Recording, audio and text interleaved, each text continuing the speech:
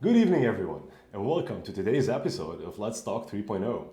Our guests tonight are some of the most brilliant minds of blockchain, crypto, NFT, and metaverse. With us now, our guest, Markose Chathitta, who is a crypto evangelist and the podcast head of XT.com.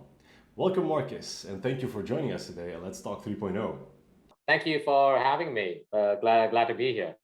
Markose, we understand that you are a keen business developer and a partnerships advocate who helps raising and bringing game-changing crypto projects to different marketplaces. So if we want to briefly introduce the word crypto to some of our audience who doesn't know much about the topic yet, how would you define crypto and what exactly is a cryptocurrency?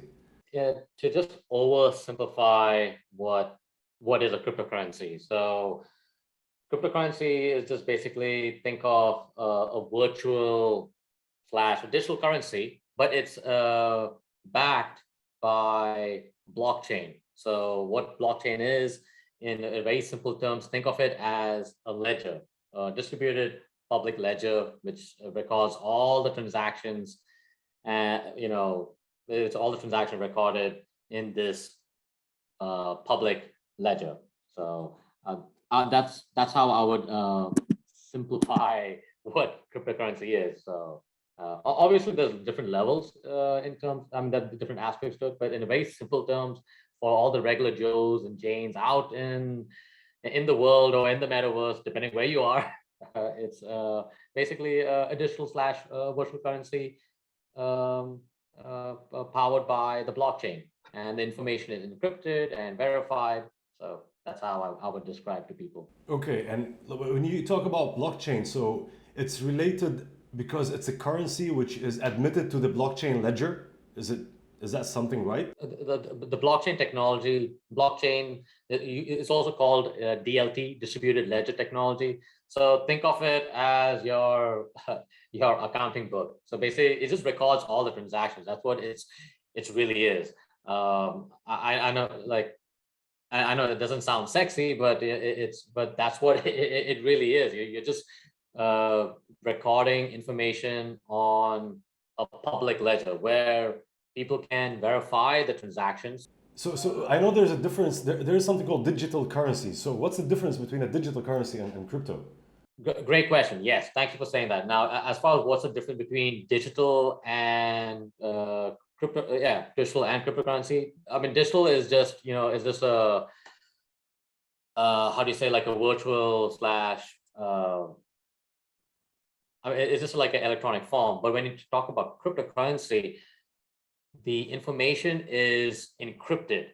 So it uses cryptography. Cryptography is just how do you say, advanced mathematics to verify the information. That's really the really difference between digital currency. Think of loyalty points, right? Like your Amex, or say if you're in Dubai, you got your Muscle points or whatever. That's digital currency. It's just digital form. But cryptocurrency takes it to a next level. It's where the information is encrypted, but without revealing, who owns the without revealing all that, personal data. Let's put it that way. One part of the major cryptocurrencies that we hear about is Bitcoin. So what exactly is Bitcoin? We know it's a cryptocurrency, right? But how exactly do people use it? Yeah, sure. In simple terms, the Bitcoin, or to take a simple BTC, is the first cryptocurrency. It was the first cryptocurrency that's used blockchain, and it is, and as you know, it was developed by Satoshi Nakamoto.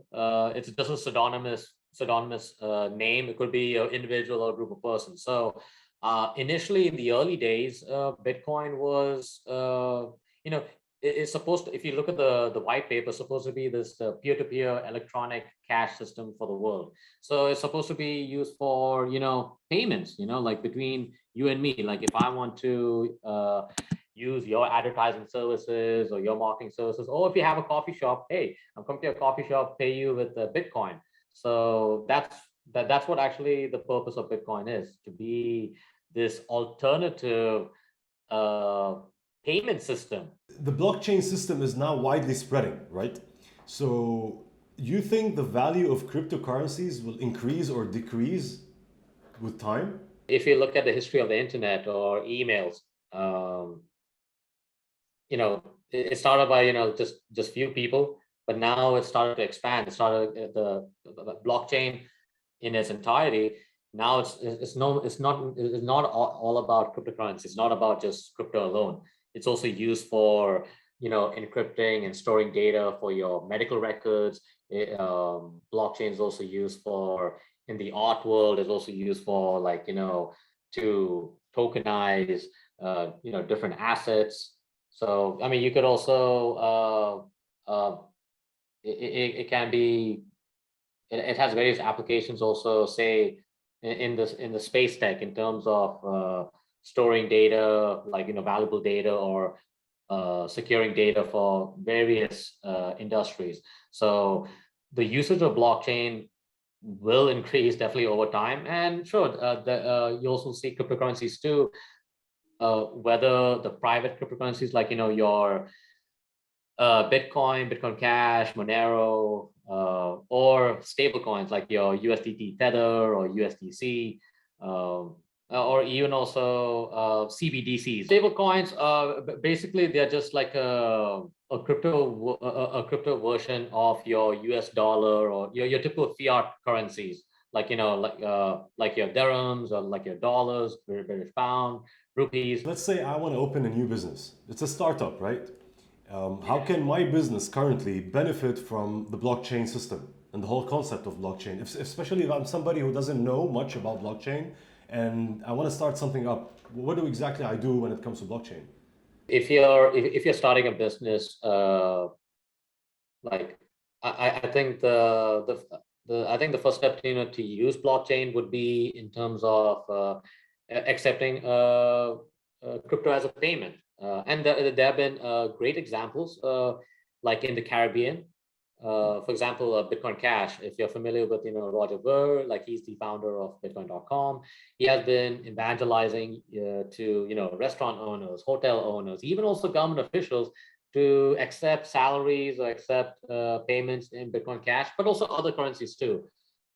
If you are now, another aspect would be in terms of using blockchain for like validating a data for certain businesses. Like, say for example, if you have a car dealership, for example, you could put all that data, like the car ownership, the history, all that on the blockchain. So if people want to verify that kind of verify that information, they can go on the blockchain, verify it, and either you can put all your data in the open, or you can use certain blockchain privacy technologies to protect your data, but also meet the compliance of regulators. So that way, as a business, you can do that. If you are in fintech, if you have like a fintech kind of business, definitely blockchain has incredible applications where you could store the data securely on the blockchain, but also ensure that blockchain and other tech can be used to protect the people's privacy, but also make compliance. Because one area I do see, I think there's a great opportunity, is for big institutions, your traditional institutions, getting into decentralized finance, or also known as DeFi. But they're not going to get into DeFi because the problem is that most of the blockchain is public. So it doesn't meet the compliance and legal issues. So this is where you see blockchain can be used for your business and other people's business to meet privacy and compliance. It's a very interesting topic actually as well, because that was one of the things we wanted to discuss, but definitely we would love to have you as a guest on one time, another show with us, talking about DeFis and tokens. Thank you so much, Markose, for joining us today. Really appreciate your time. All the best, and we will be seeing you soon. Thank you so much. Thank you so much, and you all have a great day. Thank you. Thank you, Markose.